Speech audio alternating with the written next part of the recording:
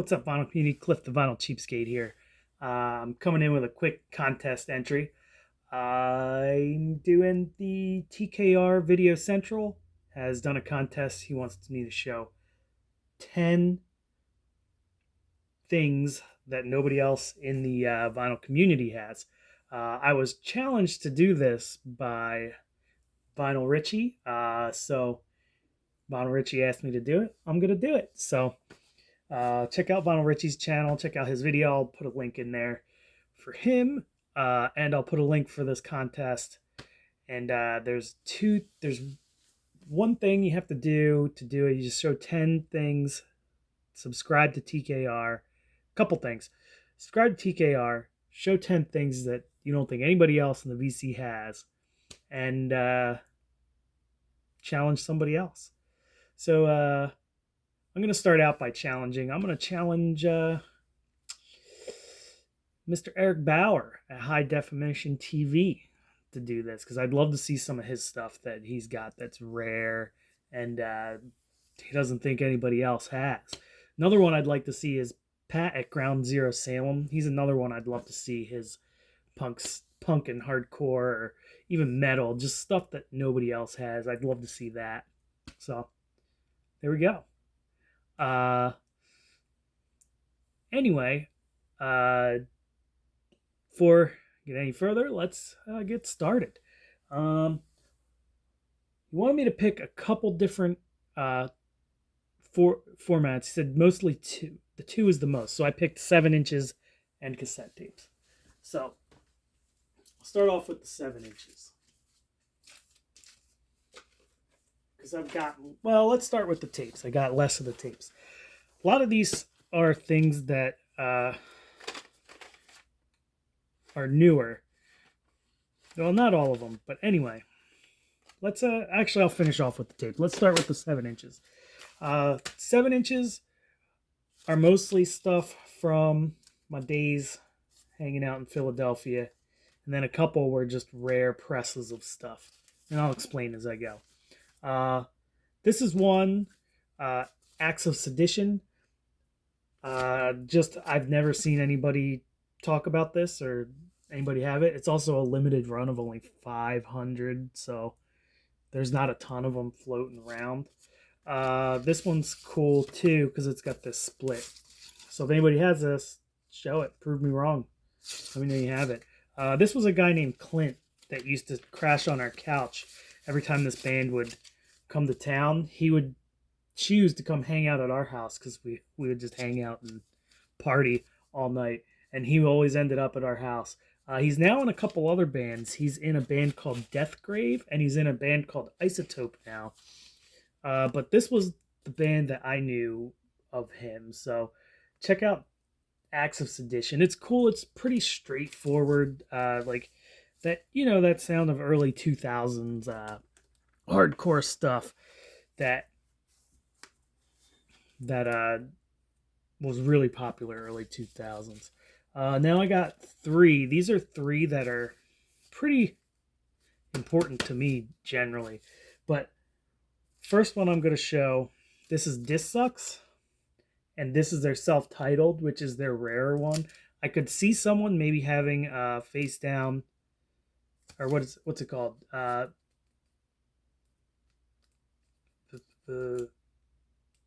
Whatever, Wake Up in a World of Shit or something like that. I forget what it's called. It's behind me. But this one's a lot harder to come by.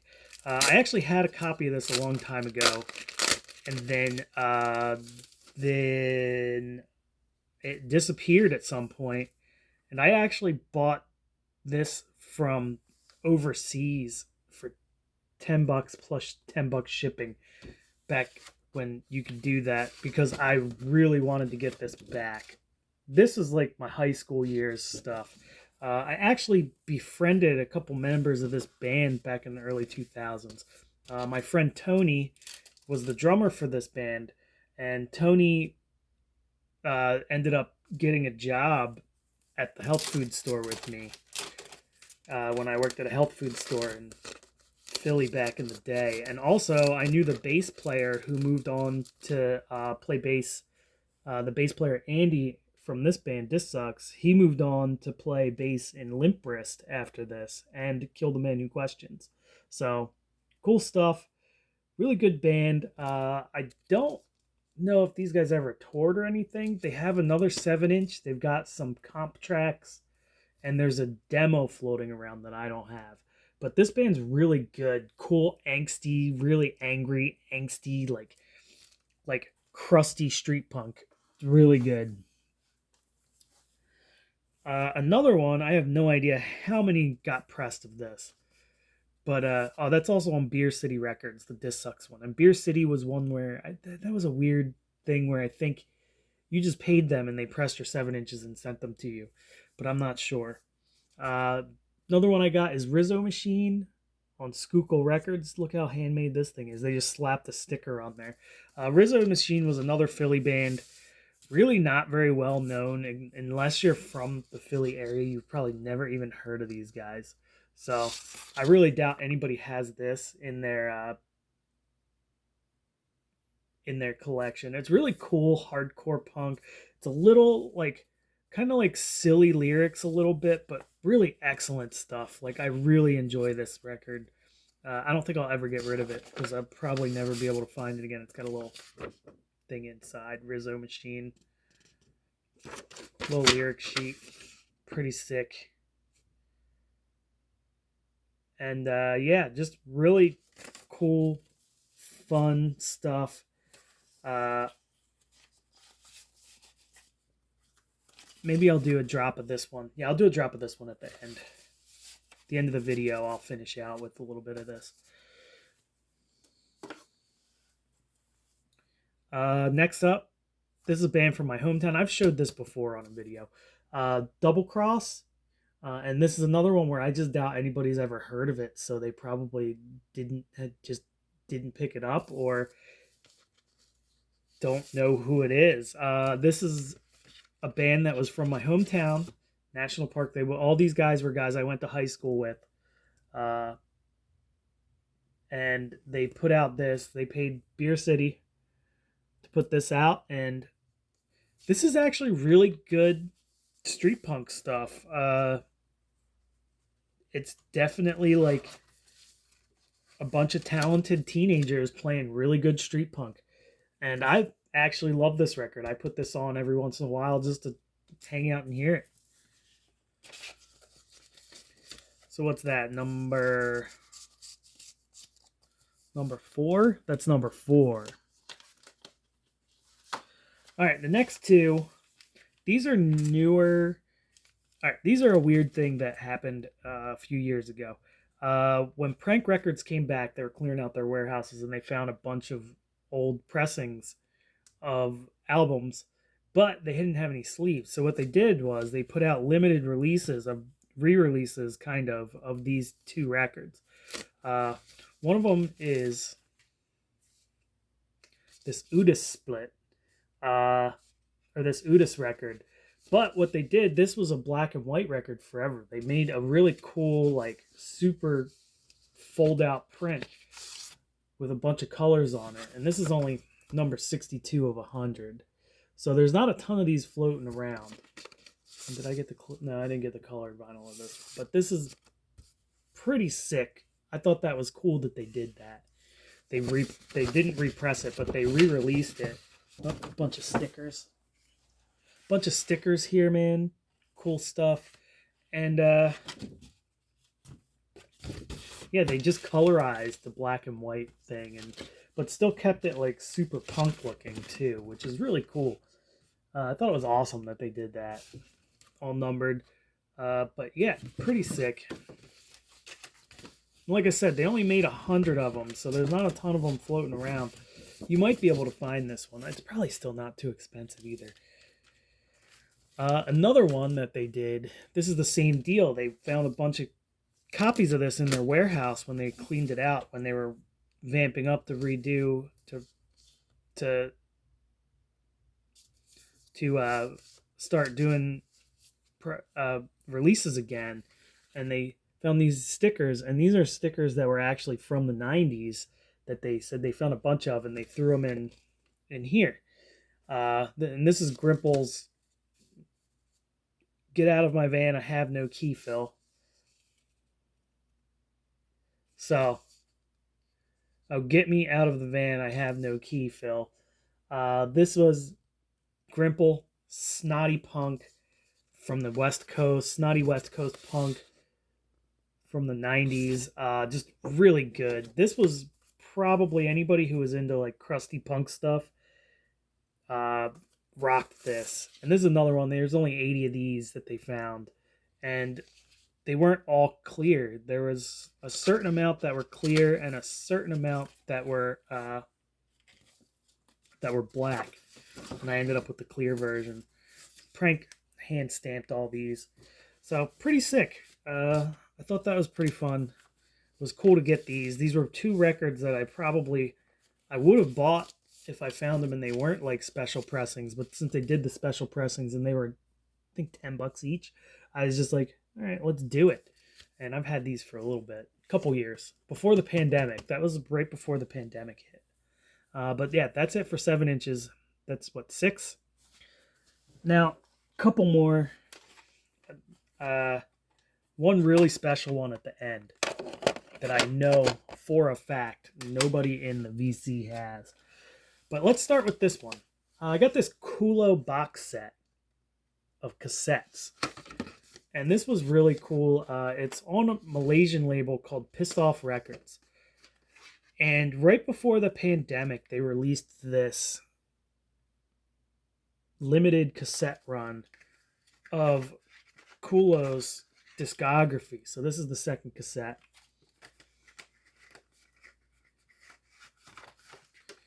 And this is the first cassette. And I don't consider this two because it's their whole discography and they wouldn't have fit it all on one tape. So it's basically like if you bought a collection, like a double LP collection or something. But came with all this stuff. Oh, you know what?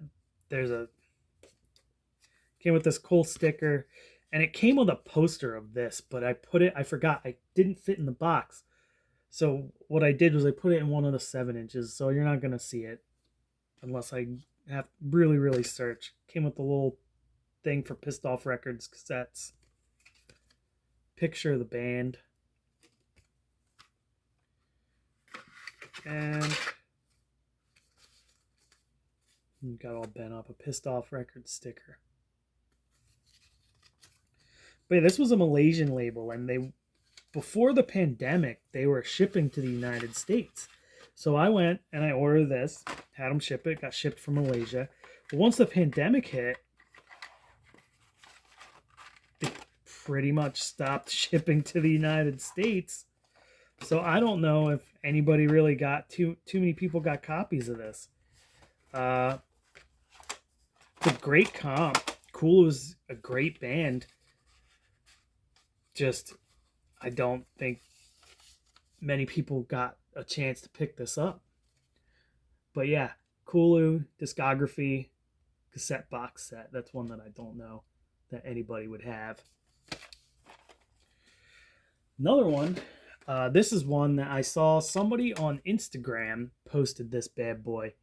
And what this is a demo from a late 80s crossover band. And it's got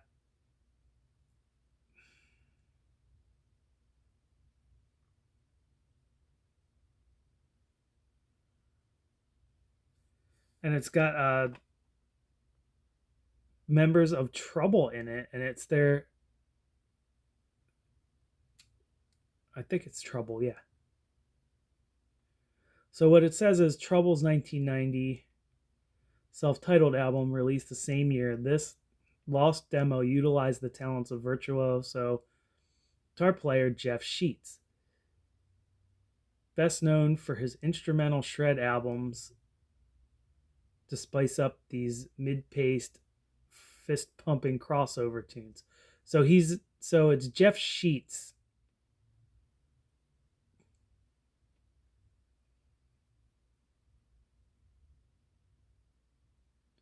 Okay, so this guy found this in a. So this guy found this. That's the story. This guy found this in a bargain bin. I'll see if I can find a video of this online. Otherwise, I might put one up sometime. But he said he found this in a budget bin next to Doom's first album. Well, this is some shred guitar players crossover band. Really good crossover stuff. And I had never heard of it. And he put a sample on his Instagram. And then I was like, hey man, do you have any copies of that tape? Because he released it as his own personal release. So he said, yeah. And I think, actually, you know what? I know, now that I'm showing this, I know one other person in the VC that has this. So I already lose. But really good crossover thrash stuff. I actually sent a copy of this to Jason Skills. That's why I know somebody in the VC has this. But this is really good, just crossover thrash stuff. Really fun, cool stuff. Also, there's not a lot of these. I don't know how many of these he made, but I bought the last 5 of them to send to people and give to friends. So I've got 2 copies left that aren't this one. 2 more copies that I'm going to give to 2 friends of mine. So nobody else is getting sent one. Only you, Jason. Next up, some raw black metal. Also out of Philly. These weren't guys I knew or anything. It's just this band was from Philly, and somebody I know from Philly was like, hey, check this band out from Philly. But this is a really cool black, pretty much like blackened punk tape. Really raw, cool punk beats throughout this thing. A little bit of psych feels towards the end, if I remember correctly on what this sounds like. The reason I don't think anybody has this is I got the clear one, and they're sold out on the website. I got the clear tape. They're sold out on the website, and there were only 50 of these pressed. But there were 50 of these, 50 of a black copy, and 50 of a white copy. So I got 50 of the clear copy. So I really doubt anybody in the VC has this. There's only 50 of them floating around, especially not the clear tape copy. But pretty sweet. It's a really good tape. Really good EP, little EP they had right there. Last but not least, this is the one I know nobody has. This is a demo of one of my high school bands, 10 Tons of Kill You. This is our demo tape, and this thing, it sounds a little rough. You could tell it was teenagers trying to get this thing mixed. It actually has like all the instruments in one side, and then the other side is literally just the one guitar. I don't know how we ended up doing that, but there's a couple copies of this floating around. Unless you were pretty much in this band or you were really close friends with us back in the day, nobody has this. 10 Tons of Kill You demo tape. Definitely something nobody has. Anyway, that's my video. Cheers, guys. Let me set up for you guys to hear some Rizzo Machine.